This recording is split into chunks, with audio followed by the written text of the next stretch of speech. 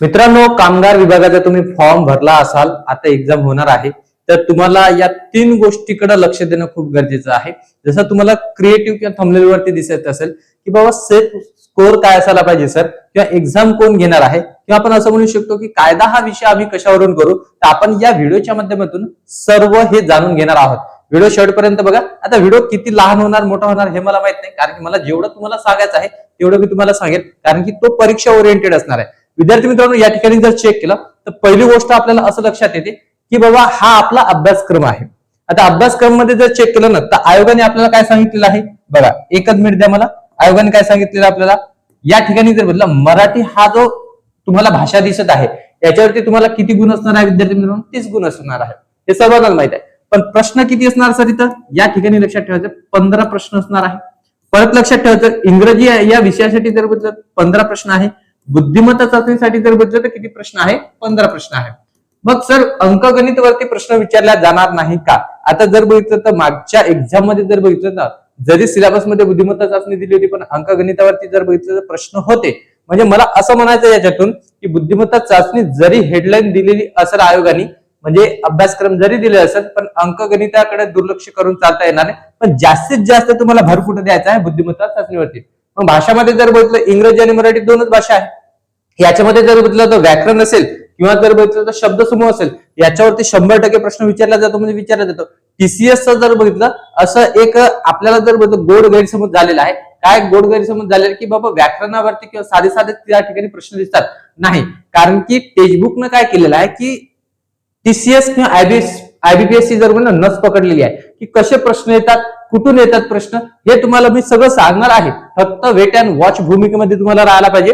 या ठिकाणी बघा, सामान्य ज्ञान जर बघितलं विद्यार्थी मित्रांनो, इतिहास, भूगोल, अर्थशास्त्र, भारतीय अर्थशास्त्र दिसत आहे तुम्हाला. त्याच्यानंतर चालू घडामोडी आहे, राज्यशास्त्र आहे, सामान्य विज्ञान आहे, अंकगणित आहे. इथं चॅलेंज नाहीये. ओके, इथं चॅलेंज नाहीये. मग तुम्ही जो म्हणत आहे की बाबा सेफ स्कोर कसा आणायचा सर आपण, तर तुम्हाला मी सांगणार आहे, फक्त शेवटपर्यंत बघायचं आहे. आणि विषय आहे अधिनियम, ठीक आहे, विविध कामगार कायदे. आता हे कामगार कायदे कुठून करू सर, आहे की नाही? मग हे कायदे समजा आले कुठून, की आपण कशावरून करायचं, किती कायदे करायचे, याचं उत्तर पण मी तुम्हाला देणार आहे. ओके विद्यार्थी मित्रांनो, आपण समोर चलो. बघा, पहिला आपला पॉइंट काय आहे ते समजून घ्या. आपला पहिला पॉइंट आहे बघा की सेफ स्कोर काय असायला पाहिजे. ओके, किती पाहिजे. ओके, पहिली गोष्ट लक्षात ठेवायचं, मराठी एव्हरग्रीन विषय आहे. मराठीवरती किती प्रश्न विचारणार, तो 15 प्रश्न विचारणार आहे. म्हणजे इथं लक्षात ठेवायचं विद्यार्थी मित्रांनो, हे नॉन टेक्निकल विषय तुम्हाला पहिले सांगून देतो मी, की नॉन टेक्निकल विषयामध्ये जर बघितलं, मराठी येणार, इंग्रजी येणार, त्याच्यानंतर बुद्धिमत्ता चाचणी येणार आहे, सामान्य ज्ञान. ओके, पहिली गोष्ट हे लिहून घेतो मी. बघा, मराठी आहे, त्याच्यानंतर जर इंग्रजी हा विषय तुम्हाला दिसतो. त्यानंतर जर चेक केलं तुम्ही जीके जीएस ज्याला आपण सामान्य ज्ञान म्हणतो विद्यार्थी मित्रांनो. ओके, त्यानंतर जर बघितलं तर आपण रिझनिंग म्हणूया किंवा बुद्धिमत्ता चाचणी. ओके, बुद्धिमत्ता कार्य चाचणी. ओके, हे तुम्हाला लक्षात ठेवायचं आहे. हे नॉन टेक्निकल विषय आहे. या नॉन टेक्निकल विषयामध्ये जर बघितलं तुम्हाला किती मार्क घेणं गरजेचं आहे, आणि टेक्निकल विषय जो आहे समजा जो कायदा आपण म्हणूया की त्याच्यामध्ये किती मार्क घेणं गरजेचं आहे हे तुम्हाला सांगतो. पहिली गोष्ट जर बघितलं, यांना सर्वांसाठी तुम्हाला माहित आहे किती प्रश्न आहे, 15 प्रश्न आहे. किती प्रश्न आहे, 15 प्रश्न आहे. आता पहिली गोष्ट लक्षात ठेवायचं की मराठी हा विषय, आता बरेच विद्यार्थी सांगत आहे की सर एक्झाम कोण घेणार आहे, तर एक्झाम कोण घेणार ते पण सांगतो. आयबीपीएस घेणार की टीसीएस घेणार की एमपीएससी घेणार आहे. विद्यार्थी मित्रांनो, की ही जे एक्झाम आहे टीसीएसच घेणार आहे. त्याच्यापैकी लक्षात ठेवायचं, जे काही 15 प्रश्नासाठी 30 मार्क आहे मराठीमध्ये आपल्याला, तर विद्यार्थी काय करतात, 30 पैकी 30 मार्क त्या ठिकाणी घेतात. मग कसं काय घेतात सर, मग तुम्हाला त्याचं उत्तर पण मिळणार आहे, कसं घेता येते. ओके, लक्षात ठेवायचं 15 पैकी जर बघितलं, इथं लक्षात ठेवायचं 14 किंवा लक्षात ठेवा या ठिकाणी 14 किंवा 15 प्रश्न बरोबर आणतात विद्यार्थी.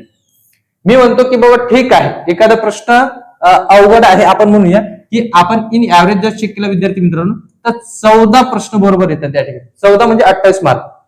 ओके, त्या ठिकाणी जर बघितलं इंग्रजी हा विषय थोडा आपल्यासाठी आहे की नाही, म्हणजे महाराष्ट्रीयन जर विद्यार्थ्यांसाठी जर बघितलं अवघड वाटतो, बरोबर आहे. पण त्यांच्यासाठी पण तुम्हाला माहित आहे की आपल्या चॅनलवरती जर बघितलं मॅम आहे, ज्या तुम्हाला एकदम सिंपल पद्धतीने त्या ठिकाणी टीच करतात. ओके, लक्षात ठेवायचं आहे हा जो विषय आहे तर या ठिकाणी जरी आपल्याला 10 ते 12 प्रश्न जरी आले तरी मोर दॅन सफिशियंट आहे. इन ऍव्हरेज जर पकडला आपण तर लक्षात ठेवायचं आहे,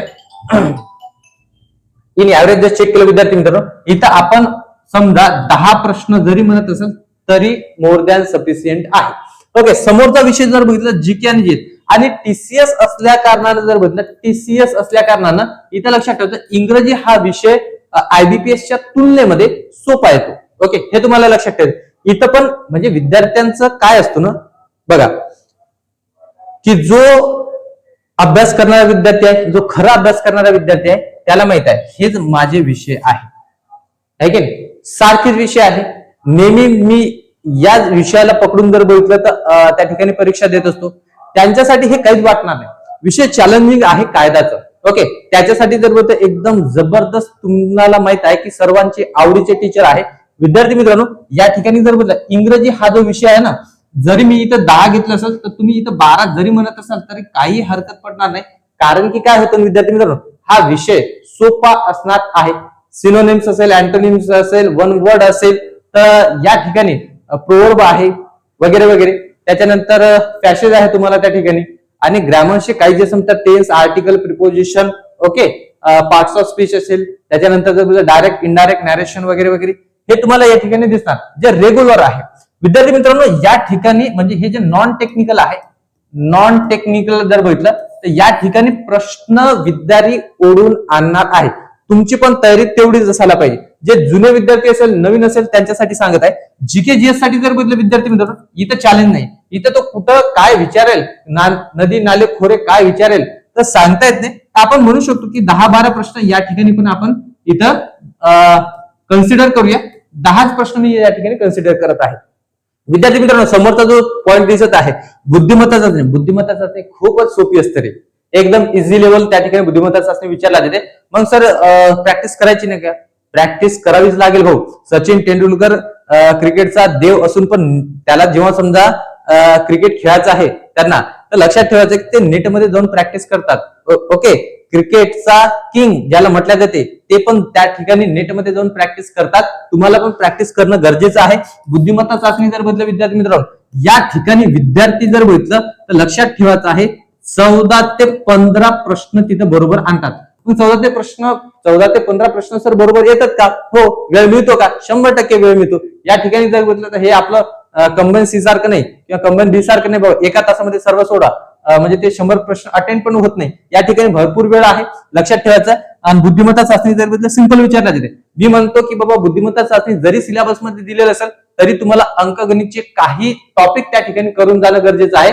कारण की धर्मदायमध्ये जर बघितलं, जरी बुद्धिमत्ता चाचणीचा सिलेबस दिला होता तरी त्या ठिकाणी जर विद्यार्थी मित्रांनो चेक केलं तुम्ही तर अंकगणितावरती प्रश्न विचारले होते. आता या ठिकाणी जर चेक केलं तर आपण म्हणू शकतो की बाबा 13 ते 14 प्रश्न म्हणूया, किंवा आपण 15 जरी म्हटलं तर काही हरकत नाही या ठिकाणी. आता या ठिकाणी तुम्हाला किती प्रश्न दिसत आहे? इथं दिसत आहे 60 प्रश्न. इथं 60 प्रश्न दिसत आहे. 60 प्रश्न जर असेल विद्यार्थी मित्रांनो तर तुम्हाला याच्यापैकी 50 प्रश्न बरोबर आणायचा आहे. या ठिकाणी काय रे, 50 प्रश्न बरोबर आणायचा आहे. म्हणजे इथं आपला स्कोर आला पाहिजे. म्हणजे इथं जर बघितलं ना, तो म्हणतो ना भाग करा, भाग तुकडा करा त्याचा, म्हणजे डिवाइड करा. डिवाइड म्हणजे इंग्रजीने काय केलं, डिवाइड करून जर बदल जिंकलेला आहे. तुम्हाला पण इथं तेच करायचं आहे की हे जर बघितलं ना याचा तुकडा करायचा आहे. बरोबर आहे. तुकडा, पहिला तुकडा नॉन टेक्निकलचा होता की इथं 60 प्रश्न होते, इथं 50 प्रश्न तुम्ही बरोबर आणणार आहे. मग सर याला निगेटिव्ह आहे का? निगेटिव्ह मार्किंग नाही आहे. त्याच्यानंतर जर बघितलं निगेटिव्ह मार्किंग नाहीच आहे, तर काय बोलू शकतो आपण त्याच्यावर? त्यानंतर जर बघितलं तर इथं तुम्हाला 100 मार्क आणायचा आहे, म्हणजे आणायचा आहे. विषय राहिलेला आहे अतिशय महत्वाचा. कोणता विषय आहे? विषय मी समोर घेऊन चालतो बघा. या ठिकाणी जर चेक केलं विद्यार्थी मित्रांनो, एक पेज ऍड करावं लागेल आपल्याला. ओके, विषय आहे नॉन टेक्निकलचा.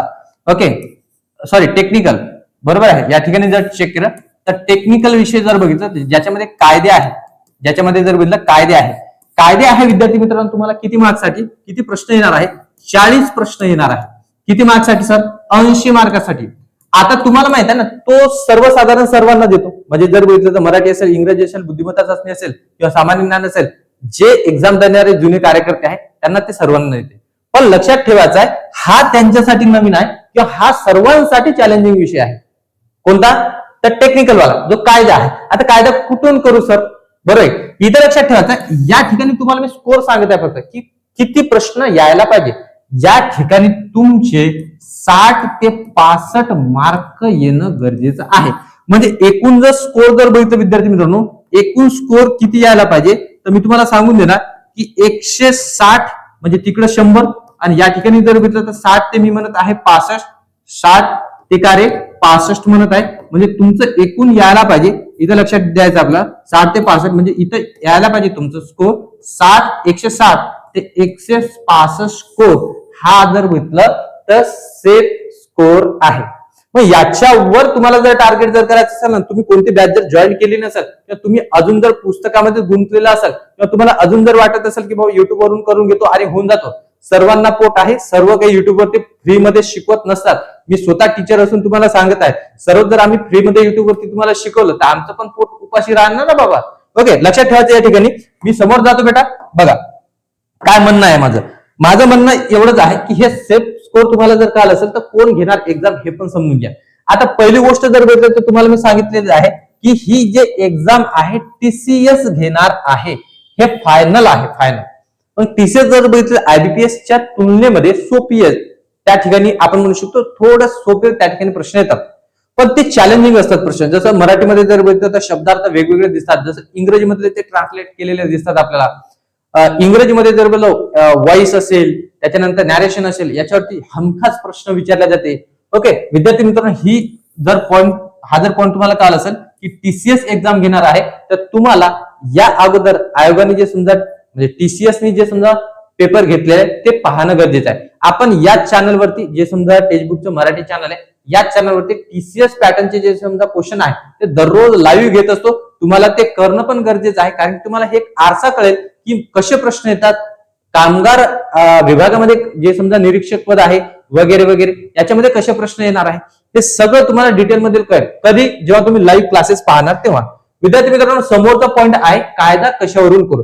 आता तुमचा हा सर्वात मोठा जर होईल तर मला जे कमेंट्स आहे किंवा जे काही समजा मेसेज आहे की सर आम्ही कायदा कशावरून केला पाहिजे, तर याच्यासाठी जर बघितलं विद्यार्थी मित्र, तुम्हाला एकच गोष्ट सांगेल मी की तुम्ही गुगल वापरता, बरोबर आहे की नाही. त्याच्यानंतर बरेच लोक म्हणणार की मी तुम्हाला कायदा इथून काढून देत आहे, तिथून काढून देत आहे, किंवा जर बघितलं बरेच लोक असे म्हणू शकतात की कायद्यासाठी हा पुस्तक वापरा, तो पुस्तक वापरा. विद्यार्थी मित्रांनो, तुम्हाला एकच गोष्ट सांगेल मी की ठीक आहे बर, या ठिकाणी जर चेक केलं 1 मिनिट, हा कधी कधी बैकून जातो बिचारा. ठीक आहे, या ठिकाणी जर चेक केलं विद्यार्थी मित्रांनो, तर कायद्यासाठी आपल्या या चॅनलवरती जर बघितलं तर अंकुश सर लेक्चर घेत असतात. तेवढं केलं तरी मोर दॅन सफिशियंट आहे. पण या ठिकाणी तुम्हाला मी सांगतो की बाबा तुम्ही गुगलचा वापर करत असता, अधिनियम विविध कामगार कायदे असं तुम्ही सर्च केलं रे केलं कशावरती, गुगलवरती. डायरेक्ट गुगल तुम्हाला घेऊन जातो कोणाच्या साईडवरती, तर कामगार विभागाच्या साईडवरती घेऊन जातो. तिथं बरोबर प्रॉपर किती कायदे दिलेले आहे, 50च कायदे दिलेले आहे विद्यार्थी मित्रांनो. किती कायदे दिलेले आहे, 50 कायदे. तेवढं जरी केलं ना तुम्ही, आपल्याला किती क्वेश्चन इथे येणार आहे कायद्यावरती, 40 क्वेश्चन. कायदे किती आहे, 50 कायदे आहे. प्रॉपर जर केलं ना तुम्ही, तर या ठिकाणी तुम्हाला मी जे सांगितलेलं आहे की 30 ते 35 क्वेश्चन आपल्याला बरोबर आणायचे आहेत, तर इथं होऊन जाणार तुमचं. याच्यावरून जरी केलं तरी, आता हा विषय माझा नाहीये, अंकुश सर तुम्हाला प्रॉपर याच्याबद्दल गाईड करणारच आहे, याच्यामध्ये तुम्हाला डाऊट नसायला पाहिजे. मी तुम्हाला एक गोष्ट सांगणार आहे की अतिशय महत्वाची गोष्ट ती अशी आहे की जर बघितलं ना, तर जर आपण हे चेक केलं की बाबा कायदे कशावरून करायचं, तर तुम्हाला मी सांगितलं की कशावरून, त्या ठिकाणी PDF स्वरूपामध्ये त्या सगळे कायदे त्या ठिकाणी अवेलेबल आहेत. तेवढेच कायदे करा आणि सर जे सांगतात तेवढे केलं तरी चालते. आता याच्यासाठी जर प्रॉपर टीचर आहे, मराठीसाठी, इंग्रजीसाठी, बुद्धिमत्तासाठी, कामगार कायद्यासाठी प्रॉपर वेगवेगळे टीचर आहेत जे विषयाला तुम्हाला न्याय देऊ शकतात. तेच टीचर त्या ठिकाणी तुम्हाला दिसतात विद्यार्थी मित्रांनो. आता या ठिकाणी जर चेक केलं तर आता सध्याची जे तारीख आहे ही 28 तारीख आहे. या तारीख मध्ये जर चेक केलं तर आपल्या टेक्स्टबुक वरती ही एक सुपर सेल चालू आहे, सुपर सिलेक्शन सेल, SPL म्हणत असतो आपण याला. विद्यार्थी मित्रांनो, लक्षात ठेवायचं आहे ही ऑफर चालू आहे, या ऑफरचा फायदा घ्या.